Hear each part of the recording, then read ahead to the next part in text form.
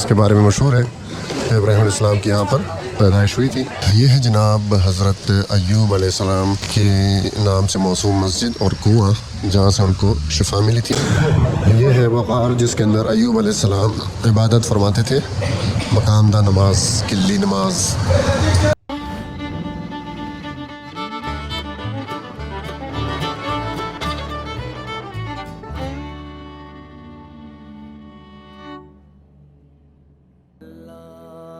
इस्लाम में सबसे मुक़द्दस शहरों के बारे में तो सबको मालूम है कि पहले नंबर पर है मक्का मुकरमा, दूसरे नंबर पर आता है मदीना मुनव्वरा, तीसरा शहर है यरूशलेम या बैतुल मक़दस।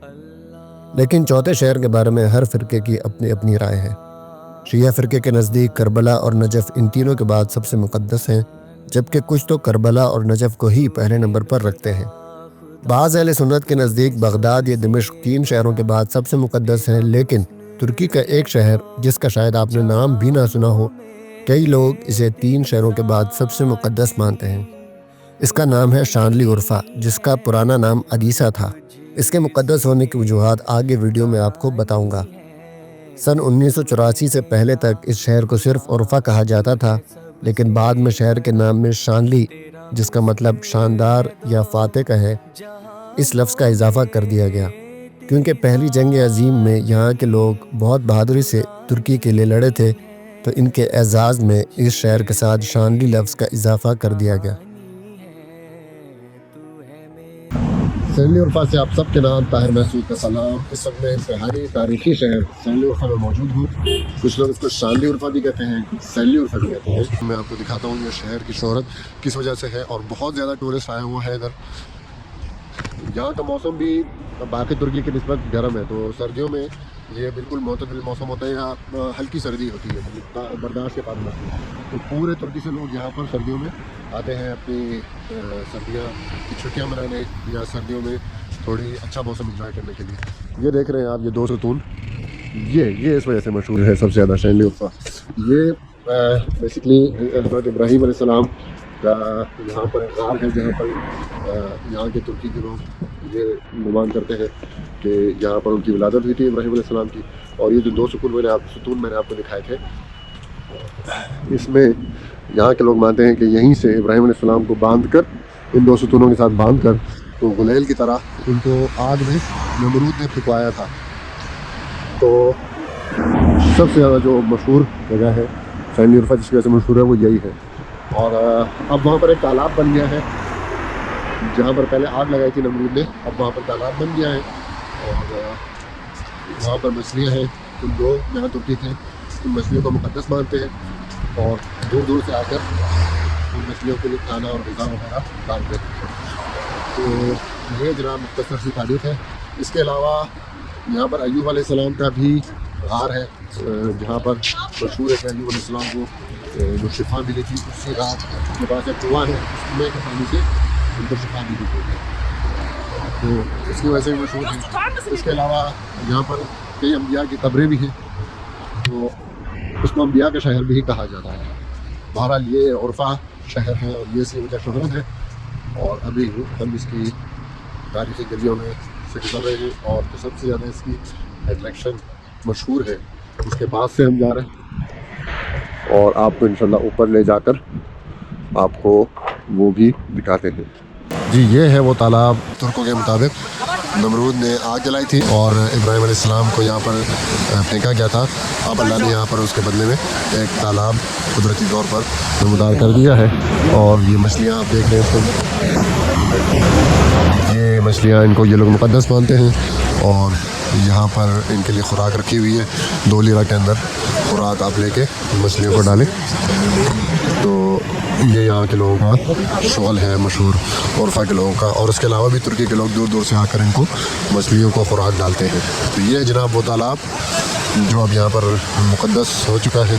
इसकी तारीख़ी हैसियत के बारे में तो मैं यकीन से नहीं कह सकता कि ये सही है या गलत है, ये तो तारीख़दान ही बताएंगे। और बहुत तगड़ी तगड़ी बड़ी बड़ी मछलियाँ हैं, 2-2 किलो की मछलियाँ हैं। अच्छा, तो तारीख़ी हैसियत के बारे में तो मैं कुछ नहीं कह सकता, लेकिन बहरहाल जो वजह शोहरत है वो मैंने आपको इसकी बता दी है।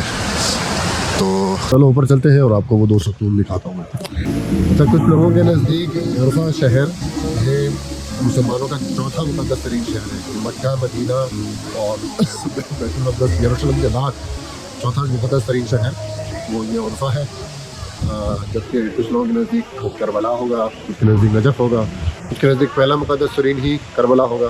तो खैर बहरहाल ये अपनी अपनी सोच है और अपनी अपनी नज़रिया है। एक नज़रिया मैंने आपको बता दूँ, कुछ लोग बल्कि कई लोग खास करके यहाँ शाम के और तुर्की के लोग मक्का, मदीना और यरूशलेम के बाद इस शहर को सबसे ज़्यादा मुक़द्दस मानते हैं, क्योंकि यहाँ पर अम्बिया की कब्रें हैं कई और तारीख़ी आसार अय्यूब अलैहिस्सलाम का वो हुआ है जहाँ से उनको शिफा मिली, और ये इब्राहीम अलैहिस्सलाम का गार जहाँ पर वो पैदा हुए और वो जगह जहाँ पर उनको आग में डाला गया, इस वजह से चौथा मुक़द्दस तरीन शहर कुछ लोग इसको मानते हैं। ये मैं देखें आपको ऊपर लेके जा रहा हूँ, लेकिन ऊपर वहाँ टॉप तक उन सतूनों तक जाने का रास्ता बंद था लास्ट टाइम भी, इस टाइम भी बंद ही होगा।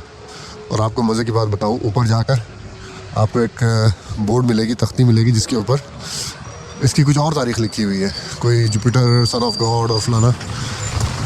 तो ये one side of the story है। जो दो सतून है ये इब्राहीम अलैहिस्सलाम को इनसे बांध कर आग में फेंका गया था। ये एक one side of the story है। एक दूसरी तारीख़ी आसार के हिसाब से वहाँ पर कुछ और भी लिखा हुआ है, तो वो भी मैं आपको दिखाता हूँ। तो ये किला भी था, ये देखिए मैं आपको बताता हूँ। उर्फ़ा कैसल बैग तो 10,000, ये उर्फ़ा का किला था जो कि 10,000 क़ब्ल मसीह यानी आज से 12,000 साल पुराना है। तो मेरे ख़्याल में दुनिया के कदीम तरीन आसार में से एक है ये। उर्फ़ा के लोग इन दो सतूनों को उस वजह से मानते हैं कि इससे बांध कर इब्राहीम अलैहिस्सलाम को आग में फेंका गया था, लेकिन ये सिर्फ इस वजह से मशहूर नहीं है बल्कि इसकी कुछ और भी तारीख़ है। इसी वजह से मैं कहता हूँ कि ये कन्फर्म हम नहीं कह सकते कि ये वही जगह है जहाँ से इब्राहीम अलैहिस्सलाम को बांध कर आग में फेंका गया था। अल्लाह बेहतर जानता है। बहरहाल ये देखें, ये इसका रास्ता है और आगे जाकर वो गेट लगा हुआ है, वहाँ पर आगे नहीं जाने देते। तो जितना हम करीब जा सकते हैं वहाँ तक चले जाते हैं, उसके बाद हम फिर अपनी वापसी करते हैं। लेकिन ऊपर से आपको उर्फ़ा शहर का नज़ारा भी कैमरे की आंख से दिखा दूँगा। ये है जनाब वो दो सतून, और इससे ज़्यादा करीब हम नहीं जा सकते क्योंकि बंद है हर तरफ से। और ये उर्फ़ा शहर का नज़ारा आप देख रहे हैं, पहाड़ियों के ऊपर बना हुआ खूबसूरत शहर, तारीख़ी शहर, 7,000 साल पुराना तारीख़ी शहर जो कि मुसलसल तारीख़ में आबाद रहा है। इसी तरह का एक शहर लबनान में जुबैल भी है, वो भी तकरीबन इतने ही पुराना है और मुसलसल आबाद चला आ रहा है। तो जुबैल भी मैंने देखा था, वो भी बहुत खूबसूरत है और ये भी बहुत ज़्यादा खूबसूरत है। यहाँ पर शामियों की और कुर्दों की अक्सरियत है। लोग काफ़ी मेहमान नवाज़ हैं, काफ़ी वेलकमिंग है बाकी तुर्की की निस्बत। पहली दफ़ा मुझे कल आते हुए मोटरवे पर एक होटल पे हम रुके थे तो फ्री पानी मुझे मिला था पहली दफ़ा, वरना पूरे तुर्की में आप जाएंगे तो पानी आपको 10 लीरा 12 लीरा की छोटी बोतल 500 ml वाली वो बेचेंगे। मुझे पहली दफ़ा तुर्की के अंदर सादा पानी जिसे कहते हैं वो फ्री में मिला, और यहाँ आकर वाकई पता लगा कि हम कुर्दिस्तान और अरबिस्तान में आ चुके हैं। मेरे ख्याल से ऊपर से बंद है, ऊपर से हम नहीं जा सकते। तो चलें बस वापसी करते हैं अभी गार की तरफ। इब्राहीम अलैहिस्सलाम वाली जो गार है जिसके अंदर कहते हैं उनकी पैदाइश हुई थी, वहाँ जाते हैं। फिर उसके बाद अय्यूब अलैहिस्सलाम की भी एक गार है जहाँ पर एक कुआँ भी है, जिसके बारे में यहाँ के लोगों का अक़ीदा है कि उनको शिफा उसी कुएँ के पानी से मिली थी। तो बस अभी जाते हैं उधर और फिर सैंडली उर्फ़ा से हम खुदाफिज़ करते हैं। ये अब हम उस गार की तरफ जा रहे हैं जिसके बारे में मशहूर है कि इब्राहीम अलैहिस्सलाम की यहाँ विलादत हुई थी।